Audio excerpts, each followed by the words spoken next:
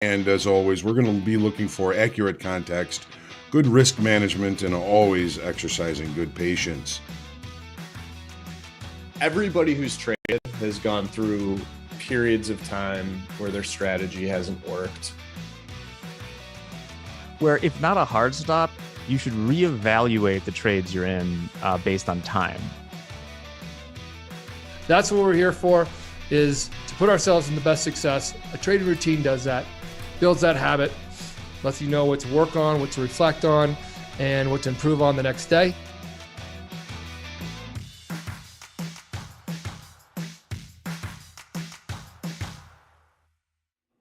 Good afternoon and welcome to this afternoon's Market Reflection. Still Monday, April the 17th. I'm still John Hoagland, and I still thank you for trusting me with your time. So, as we kind of looked at this morning in the market prep, the markets, at least the equity markets, didn't really look like they had a whole lot of opportunity in them. I said I was going to stay very patient, and I did stay very patient today. Didn't see a lot of really good opportunities today. So there's always tomorrow. There's new information tomorrow, new ideas, new earnings, new everything tomorrow. We'll wait and see what happens then. As far as the U.S. equity indices, the E-minis closed 12 points higher, 0.3%. NASDAQ up 5, basically 0%. And the Dow closed up 93 ticks, which is pretty good, 0.28%. Crude oil down to 80.83 today. That's down $1.69 or 1.8%. As far as other information that came out through the day today, I know we have some earnings that just came out or are coming out. I don't see them here out just yet. Well, M&T Bank beating on both. J.B. Hunt missing on both. Tomorrow morning, of course, we are looking forward to some bigger earnings, especially early in the session. We've got Johnson & Johnson, Bank of America, Lockheed Martin, Goldman Sachs, Mercantile Bank. It looks like a couple of other things tomorrow before the open. Netflix is tomorrow after the close. United Airlines Holdings is tomorrow after the close, as long as kind of a short list of other stocks. So we do have, as usual, more information due out. As far as the talking Feds today, we're going to start with House Speaker McCarthy stating on Wall Street today that within the next few weeks, the House will be voting on a bill to extend the debt ceiling. Something that everybody, I think, relatively firmly believes has to happen. So we're just going to keep kicking it down the road, ladies and gentlemen. As far as Barkin is concerned, Barkin was speaking earlier. He says the economy is operating just fine at current levels of rates, wants to see more evidence that inflation is settling back towards targets. And he's reassured by what he's seeing in the banking sector. So when the S&Ps were on its lows, I don't know when all of this was discussed, but a little bit of light at the end of the tunnel, perhaps being shaded by one of our talking Feds, Barkin, who was barking. So again, we've got earnings due out tomorrow. Housing starts and permits, really the only known economic release of any consequence. It's kind of thin this week as far as economic numbers are concerned. We do have the Beige Book on Wednesday, which usually just marks that it's 2 weeks to the FOMC meeting. We do have Fed speaker, we do have a talking Fed, John Williams, speaking tomorrow, and that's only on one calendar here. I think that there are more speaking. And after that, I mean, it should be pretty quiet next week as far as talking Feds are concerned. They should be keeping their mouths quiet a couple of weeks before the FOMC meeting. So if you were with me for the group coaching session today, I hope that you enjoyed this session, and hope you saw yourself into some of the things that I was talking about as far as things I've learned about me in trading. And again, hopefully we didn't really do much in Make Hogue Money. The day was pretty much done. We tried a couple little things, got a little bit chopped up. That's okay. We'll be looking, I'm sure, for bigger opportunities for us tomorrow.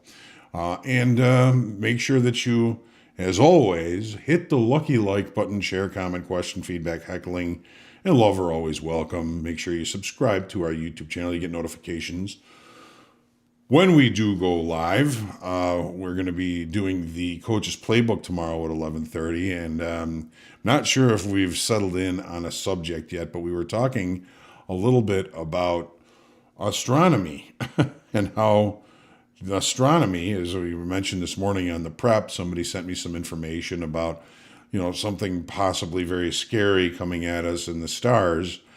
I don't know how much I believe all that, but I do, like to keep an eye on the stations of the moon.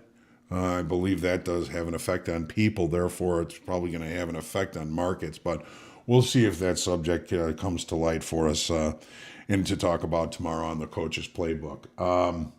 So tomorrow it's market prep, Make Hogue Money, Coach's Playbook, recap, or reflection, as we like to call it. It's good to see folks here. Phil, good to see you. Leslie, JT, give Bluebell a kiss for me. Pet Lacey as soon as she comes up here for a pet, which is usually quite often. We're going to take a look at the charts and see what we saw here today, whereas it wasn't all that much necessarily that was all that fantastic here. We did have some downside movement in their equities that ended up closing actually just a little bit higher, or just a little bit higher. Looks like they're still continuing to try and push to the upside. Gold, didn't even really look at gold, but we did see an attempt at continuation off that break of the current market state to the upside. We'll take a look. Let's do that. I'm going to start with the daily in crude oil. I don't think that I've put all my profiles on here yet, so we'll take a look anyways here. So we know we're in rollover. I started trading, if I would have traded it today, I would have been trading June. Tomorrow you should be trading June. This is only on YouTube, Austin. So range bound, yes. Pull back off the high, yes. Digestion continuing, yes. Rollover in the teeth of it, yes. See the volume popping up here in the June contract. That's a function of rollover. Here's the 30-minute chart. Opening in range below value, rejecting range and value. Here's the profile. No, that's not the profile. Hang on, let's do this right. There it is. So here's the 8 o'clock bar. Rejecting value. Seeing this market continue to push lower. We were kind of looking at this as a bull flag. That's now out the window. What about the TPO chart here? Double distribution trend day. It looks 83. Nah, no late spike, but the attempt to continue lower did kind of happen. So we may see a potential repair day tomorrow with the API after the close tomorrow and EIA on Wednesday. We may actually see the market kind of trade to points of control here. But the E-mini S&Ps. Here's the daily. Range bound, yes. Digestion, yes. Much cognitive dissonance today, yes. I believe that there was. We have an inside extended trading hour range. Take a look at the 30-minute chart. We have an inside regular trading hour range at that. The market looked lower, got too short, continued this push to the upside. Not a lot of big opportunities. Let's see here. We had almost a 30-point range here in the S&Ps. One of the smaller ranges we've seen in a while outside of this one. This market seems to be kind of shrinking a little bit. Here's the TPO chart. Nope, here it is. So normal variation trading day. We have put a late spike to the upside. What's a late spike, you ask? Well, it's one of my favorite nuances of the profile. So the market pushes higher and extends the range at the end of the day without the ability to show acceptance of that over time. The base of the late spike we're going to call 41.73 quarter. That's going to be an important level for us tomorrow. If the market opens flat out above the range from today, that's the highest probability of acceptance of higher pricing. If it opens inside the late spike, that's a secondary acceptance of higher pricing, as the market has now, opened above there, is again showing signs of acceptance of higher pricing. Opening below the base of the late spike indicates probable rejection of higher pricing. So we'll do this again tomorrow morning. We'll take a look at where the market is going to open. And it's going to be a big part of my hypothesis for the day tomorrow. And it could mean perhaps a more interesting Make Hogue Money session tomorrow. What about the NASDAQ? What did the NASDAQ do? NASDAQ gives me heart palpitations. Here's the daily. Range bound? Yes. Digestion? Yes. Upside digestion? Possibly. Still, right in the middle of range, right in the middle of last week's range, far from weekly kickoff high or low. Market's really just not offering big opportunities here. Look at the range today. Another small range.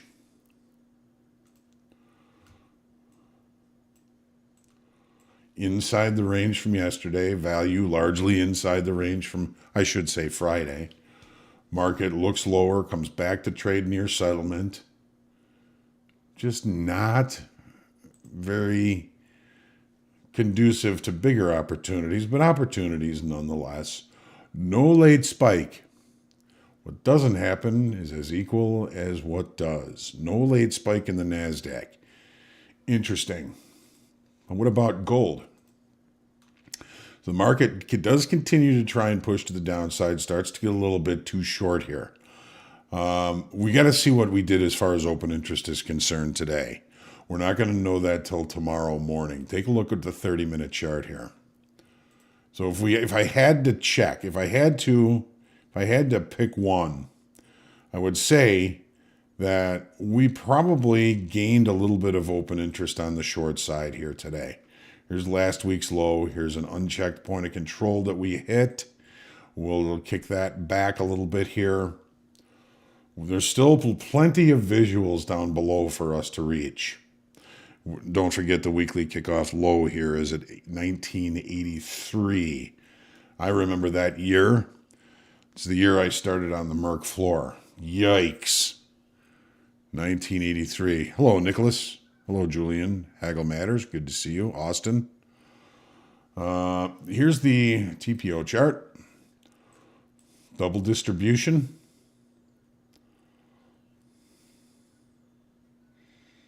Here's our TPO check there. Plenty more lower.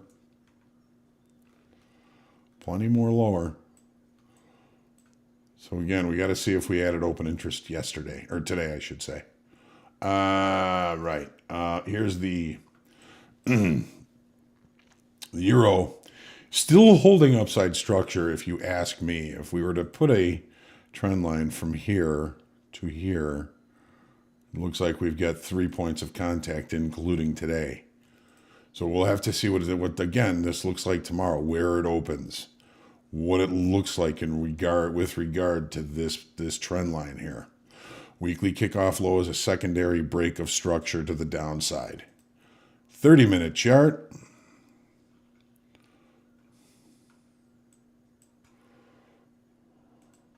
Got to clean up this chart a little bit here. We'll put the profile on. So tested to this point of control, not a huge value area. Opening range looks like the high of the session. Rejection of range, rejection of value from higher levels. And we got our head and shoulders target, I think. If this is... No, not yet. More to go. Maybe. What about the TPO chart? V shape. Double distribution like gold. V shape though. This is long liquidation. That's better than new shorts coming into the market on both of these, the euro and gold. What about the 10-year? Okay, another double distribution trend day to the downside. Here's the daily. We're going to figure rates are going to be going higher. We broke structure. Open interest comes in. Open interest comes in here. We'll look for opportunities around weekly kickoff low tomorrow. That's 114.07. 114.07. Looks like 08 is our low. Two ticks from weekly kickoff low on the close today. Here's the 30. All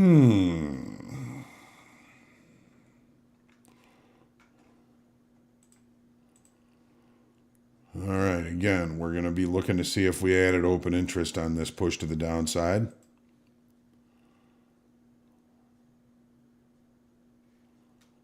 What about the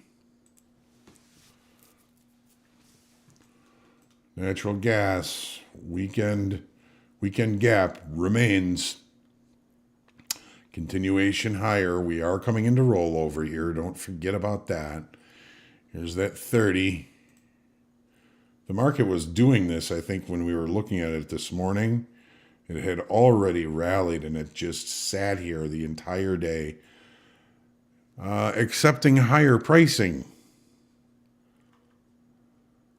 There's our weekend gap.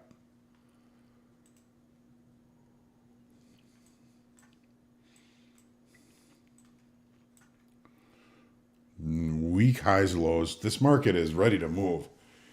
This used up a lot of ability to facilitate trade today. Market is going to be seeking new levels, I believe, really soon to facilitate trade. That's going to be a doozy. So that's where we sit after today. We got 4 more days here this week to look for opportunities.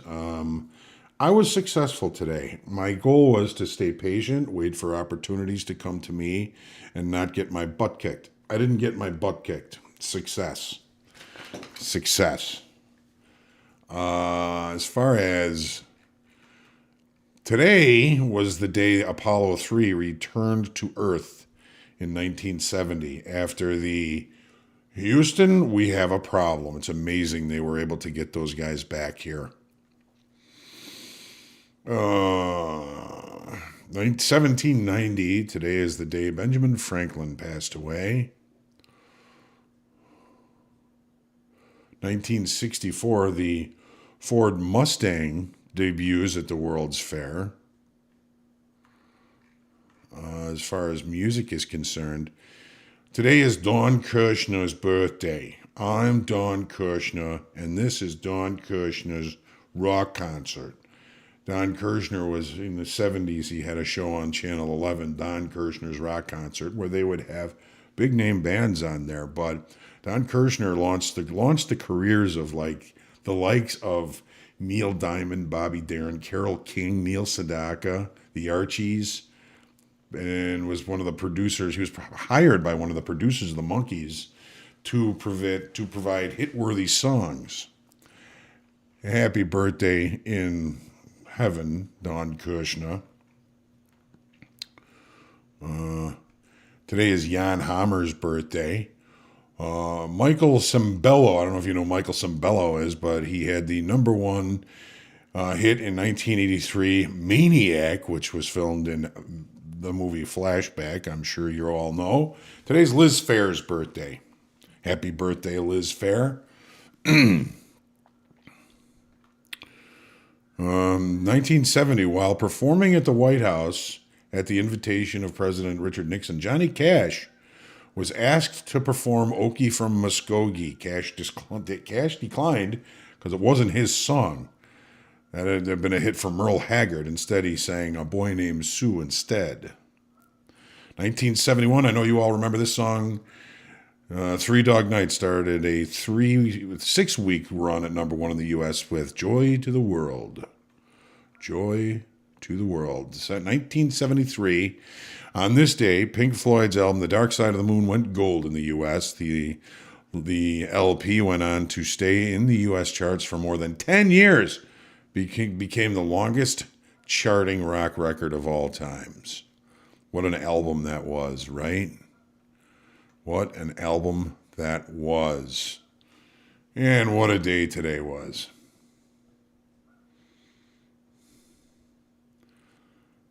You saw Bruce last week. He's still amazing. Nice.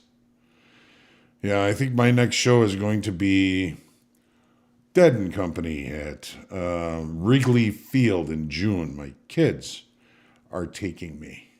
I haven't seen the Dead in quite a long time. Matter of fact, I think Jerry was still alive the last time I saw him. So I'm looking very much forward to that. Also looking very much forward to getting some research done, relaxing, having a good evening, getting a good night's sleep to be ready for the markets tomorrow. I hope you had a good trading day. Hope you enjoyed everything that you did. Make sure that you are good to yourselves. Be good to each other. Say prayer for peace. Lord knows we need prayers for peace. And I will see you tomorrow morning at 7:45 for the market prep. Have a great night. Be good or be good at it. Have a good night.